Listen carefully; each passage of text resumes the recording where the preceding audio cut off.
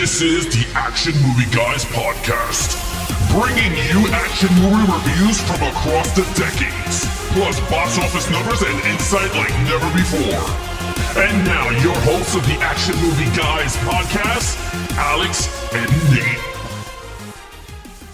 What's up, everyone? Welcome to episode number 114 of the Action Movie Guys podcast. I'm your host, Nate, and this is my co-host, Alex Figueroa. We are here, and we're going to be reviewing John Carter. Now, of course, I put a poll on Instagram. We asked for you guys to vote on under-discussed action films, movies that maybe nobody really talks about. It could be for multiple reasons. Now, me and Alex, we're here to discover what they are. So, Alex, I've added a special question at the end of each one of these podcasts. I will ask you if you think the film we review is underrated or properly rated. None of these are overrated, clearly, because no one talks about them. So underrated or properly rated. Now, before we get into any of that, of course, this movie, John Carter, it came out in 2012. This was a Disney movie, and it was a huge flop. It had a really big budget and was a really big bomb. So we're going to go over all that in a second here. Alex, go ahead and let them know about this, the box office for this film. All right, so John Carter for 2012, domestic $73 million, international $211 million for a worldwide total of $284 million on a budget, you ready for this? On a budget of $250 million, the opening weekend was $30 million. Yeah, so it made $280 something on a $250 budget, but that does not include marketing. So when you add in marketing, it's easily that Disney spent well over $300 million on this movie, and they lost money. So this was a notable flop, and we're going to get into it and talk about why maybe it happened or if it deserved to. But before we do that, let's just give you a couple of Rotten Tomato scores here. So critics didn't love this movie, and that might not have helped. This has a 52% critic score on Rotten Tomatoes, so it is rotten. And audience score of 60%. Just fresh as far as the audience are concerned. So another one of those cases where the fans or just regular people seem to like it a little bit more than the critics did. Yeah, I mean, it's weird. When it comes to Disney movies, you're going to always see it that way. Critics are always harsh for a lot of these movies. We kind of noticing it so far. It's a trend. Yeah, that is true. So with all that said, we're going to throw that out the window. It doesn't really matter what those scores are because we're about to give you our scores. You know how this works. When I host, Alex gets to go first. So Alex, take it away. Lead character played by Taylor Kitsch, playing the incredibly named John Carter. Take it away. All right, so he was okay. He was okay. I don't think he's a great actor. He's the one that played Gambit, and I hated him. But I thought he was okay in this movie. He was decent. He was fun. I thought the character himself was fun. I like the character, to be really honest with you. I thought the character was pretty good for me. I gave the character a 3 for the movie. I gave him a 3. I enjoyed the character, but I did not like the actor. I think if it was another actor, it would have been better. That would have been me. Fair enough. Okay, so as far as that is concerned, I agree with you. I have the same exact score as you. I have a 3. The problem is the characters. There's something there, right? Like, this is what people need to know about John Carter is that this is based off of Edgar Rice Burroughs' serial stories and things like that from like the 1910s or 20s or something like that. Like, these are super old properties. Edgar Rice Burroughs, of course, also the author of Tarzan, a very famous character. And so John Carter's been around for a long time, but this was his first time making it to screen. I think the character's okay. I agree with you. I think he's not interesting, right? Like this Civil War soldier who doesn't want to be a soldier, and his wife and daughter were killed, so he's very jaded. He's just like, I don't care anymore. Gets transported to Mars by accident, doesn't know where he is. So you got the fish out of water element, which I always enjoy watching. And then the fact that he has like superpowers because he's used to Earth gravity. So on Mars, he can jump super high. He's like extra strong because he's used to the more gravity on Earth. But Taylor Kitsch is just not a good lead actor. He looks the part. He looks like he should be a lead actor until he opens his mouth. And then you're like, this guy's not a lead actor. So I don't like the casting. I think someone else could have been better. I gave him a 3 as well. Okay, main villain. He was okay. The main villain was okay. I enjoyed him. He fought when he fought. And I think that actor is pretty good because I've seen him in other movies and he was really Dominic good. West. Yeah. He was in 300. Yes, that's where he was. He was good there. This movie, another miscast. I believe it was a miscast because then we got Mark Strong which was really good. And he was the main villain, but technically he's not the main villain. But he's like a semi-villain, which I liked him. He was good. Yeah. But this guy, he was good. I gave him a 3. He was another 3 for me. I enjoyed him when he was on screen. He wasn't much on screen, but when he was pretty good. I just think if it was someone else. Yeah, I agree. You know what's weird about this movie? Oh, I'll save it. But the casting, there's a lot of like miscast, odd casting choices. And it's like full of people who are not bad. It's just like maybe they should have switched roles or things like that. But anyway, yes, Dominic West plays the villain. Again, I agree with you. We have the same score. I gave him a 3. I think he could have been better if he had more screen time or if they developed his motivations more. You know what I mean? It seemed like he was just a puppet, which is never the best way to be if you're a villain, right? Like, because you have those bald guys. Mark Strong is like the leader of them, and they're kind of pulling the strings. And he is menacing, though. He's a good villain. He has like a face of a villain. Dominic West, he's just like, and maybe it's because of 300. It's just like, this guy should always be a bad guy. But he's physical. You know, he has a good physical presence, and he fights, and he's, you know, whatever. So I liked him okay. So far, the lead and the main villain are both like, they're okay, but they both could have been better. So I gave him a 3 as well. Okay, action scenes. Oh, this movie got tons of good action. And and I liked it because it was fun action. Not like I'm going to throw it here just to make a 250. Now, again, some of the action sequences and the CGI did not work for me. I was like, ugh, this is very dated from 2012. You could tell. But it was very Disney action. Like those typical Disney fun adventure action sequences. Again, if you had a really good lead in the movie and a good villain, I think this movie could have did way better in the action sequences. So I gave it a 5 because I like those Tarkin dudes or whatever the hell they called. I love those dudes. They were really good. And again, I'm a sucker for fantasy. So this was actually to me, it was a pretty good action. The Tharks. Yeah, the Tharks. Those were the dudes. Yeah. They got 4 arms and 3 fingers. And yeah. So you know what? I good point. It is a more of like a sci-fi fantasy style of action. So you get a lot of ships, you know, like cool looking ships and flying around. And the best action scene by far, and probably the best scene in the whole movie, is the scene where he's sending the girl away, like on the things, and he just jumps into like all those bunch of guys that are running at him in the desert. Oh my gosh. And he just starts like cutting them up with the swords, and there's like blue blood flying everywhere, and it's getting intercut with like him burying his wife back on Earth.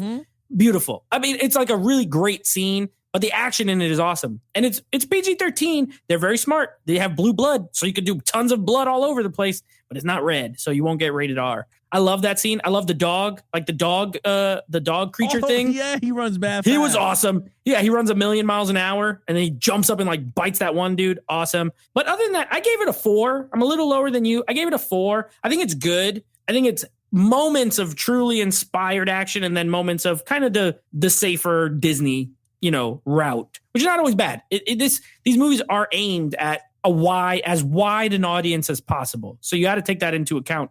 You know, they want you to be able to at least bring younger kids, and they're not going to have nightmares. You know what I mean? So it is what it is. So yeah, I gave it a 4. Okay, story. I like the story, dude. I thought it was a pretty good story. And it's funny because every day my wife sends a video out to the damn chat showing them that I passed out during this movie, but little do they know that I was up because of the baby. So I was just up all night. But honestly, when I rewatched it, I really liked the storyline. It was a very unique storyline. I love the fact the ending on how he planned everything out, and it worked out so well. I thought it was very awesome. I'm not going to spoil it much because a lot of people on the Patreon haven't seen it, so I don't want to spoil it. But I like the fact that he copies himself when he goes to Mars. When he gets transported, his body is wherever he is on Earth, and then when if he dies on Mars, his copy dies on Earth. So I thought that was a very unique storyline. And how everything lines up, it's pretty cool. So I love the whole, like I said, I like the fantasy aspect. The girl with the blue eyes is hot. So Lynn Collins. Yeah, she's hot. So I was like, oh, okay, I'll go back to Mars for her. So I was like, I'll copy myself. So with that said, I gave it a 4. I thought it was a great storyline. Okay, so she's Lynn Collins is the lead female, and she was in X-Men Origins Wolverine. I actually don't like her as an actress at all. I think that's what I was going to say about as far as miscasting. That should have been a better actress. She's not that good. She's pretty, but It's like, okay, but I don't know. I didn't like her too much. I don't know. This story's hit or miss for me. I like the movie. Don't get me wrong. I like this movie. I liked it when I saw it, and I still like it for the most part. But the storyline is where most of my issues lie. It's too convoluted. And, you know, a movie that came out earlier this year, Dune, right? I know you didn't love Dune, but I'm using it as an example because that's a film that it's longer than this one, but it's very dense. But I think they did a good job of explaining the world that you're in Dune. Yeah. This movie rushes through so much stuff that it's like, they just throw out all these names at you and they hope you remember everything. You know what I mean? Like these guys got weird names and this other guy got weird name and every person has a weird name and you're supposed to remember all these names. And then like these people are like the natives of the land, but then these other people are like people, but they're fighting for God knows why. And the other people they're flying and then some are red and some are blue. And I'm like, I don't even know what's going on. All I know is that this guy, John Carter, doesn't know what's going on either. So in that way, I felt better. I'm like, neither of us know what's going on. It's a little convoluted. Once you get to the end and you kind of can put it together here and there, it's a bit better. So I don't think it's like a disaster, but I think it's a little messy as far as this script is concerned. Could have been better. And it would have been better. And honestly, I know it's about 2 hours and 12 minutes. If it was 2.5 hours and they had a little more time to flesh things out, I think it could have been a true epic film. Instead, it's cut a little bit shorter. So I gave it a 3. For me, the storyline's a 3. I think there are elements that are really good, but also some elements that I just don't love. Okay, overall, I gave it another 4. I really enjoyed this movie. I thought it was a fun movie. I thought it was a fun adventure / sci-fi. I mean, did it need a $250 million budget? No. I think you could have told a good story without that high of a budget. So, with that said, if you would have recasted the main villain, the main hero, I think everything would have lined up perfectly. So I would have gave it. I still gave it a 4, but I think it would have went higher for me if it was better. Yeah. So for me, so this is where we're going to talk about the casting. This movie has like a really, really good cast, but then it has a lot of people that are like in the wrong roles, right? So like Ciarán Hinds is in this as the main girl's father. He's an amazing actor, but he probably could have played a villain more than like a good guy, in my opinion. Then you have Bryan Cranston is in this movie. It's a small role, but Bryan Cranston shows up as like a Civil War general who's, you know, like over John Carter or whatever. But you got a great actor like that and he barely does anything. You know what I mean? Dominic West is cool, but Mark Strong should have been the main villain. I think I agree with you there. He's a better main villain. Taylor Kitsch should have been someone else. And I think Glenn Collins should have been someone else. I think both of the lead like romance should have been other people. And as far as the Tharks, Willem Dafoe should not be recast ever. Willem Dafoe should be able to be whatever he wants to be. He's a legend. With that said, I think this movie has some real moment. The cinematography is great. The cinematography is really good. It looks beautiful. I think the movie looks amazing. Yeah, it has a $250 million budget. And for me, for the most part, you can tell. It is a good looking movie. It's a good sounding movie. The score is really good. So I don't know. I know you collect vinyls. If you ever find like a red vinyl or something of John Carter, get it, because the music is really good and it fits the movie with that adventure sci-fi kind of theme.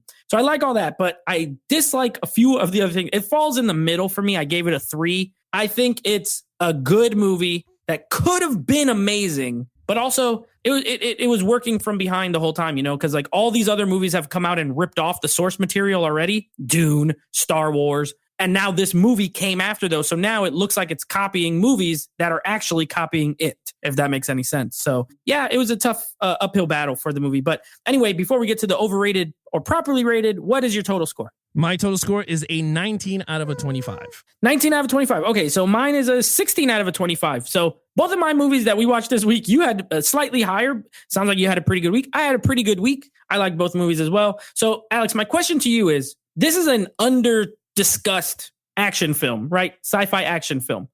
Yeah. Do you feel like it is an underrated movie, or do you feel it deserves the lack of talk that it gets? I think it's underrated. Underrated? Okay. I think it is underrated in the sense of I don't think it deserved to bomb as hard as it did. I don't think it's great. Like, I don't think it's great by any means. I think it is good. But I agree with you. I think it is underrated overall. I think I'm surprised more people don't talk about John Carter at all, or they act like it's a terrible movie, because it's definitely not that. I agree. I just think the $250 million budget, I think that's what hurt the film and the lead character. Yeah. I could see that. So, all right. Anyway, that's John Carter. That's the first in our under-discussed action film. So next coming up next week, Transporter 2. We're going to be reviewing Jason Statham, Transporter 2. We did Transporter 1 this week. Next week, Transporter 2. And then our second under-discussed action film is going to be a little movie directed by Peter Berg, starring Jamie Foxx, Jennifer Garner. It's a movie called The Kingdom. I don't know if you've ever seen The Kingdom. We're going to be reviewing that one next week. You can, of course, if you're listening on the go, make sure you're already subscribed to us. You can find us on Stitcher, Google Play, Spotify, Apple Podcasts, everywhere where you get your podcast. We're there, Action Movie Guys. You can follow us on Twitter at Levels of Geeks. That is where we have our main hub and we do all our YouTube videos and things like that. Of course, you can follow me. I am Nate at Nateflix Reviews on Instagram. So yeah, give me a follow. I post about movies and I talk about movies and I review movies on there as well. As always, we thank you for listening. I am your host, Nate. That is my co-host, Alex Figueroa. Be awesome to each other and geek out.